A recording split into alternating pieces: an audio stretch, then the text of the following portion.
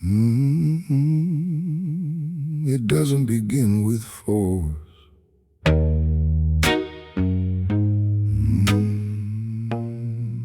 It begins with consent.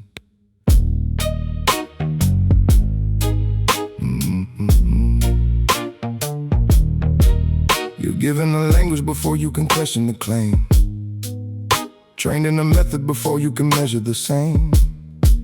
Norms get reiterated till they stabilize as fact. Then you defend every rule that was never exact. Reward for agreement, exclusion for drift. So you recalibrate thoughts just to stay in the mix.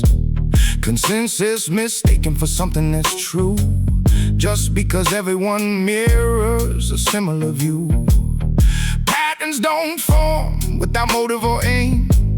Consistency points to an origin chain. Not random, not passive, not left to unwind. Precision suggests there was something designed.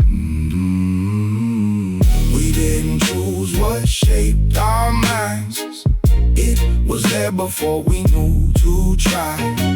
We built a self from what we were shown, then claim that version as our own. But what we are and what we'd be got split apart before we could see.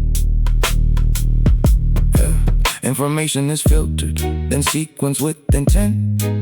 Timing and placement determine what's meant. Narratives circulate, competing for hold, not for what's accurate, only for what can be sold. Choice gets reduced to what your rated array. Different selections that lead the same way. Dissonance labeled as something unsound, so you suppress the thought when it first comes around. Then you legitimize what was never yours till it integrates, and you can't tell the source.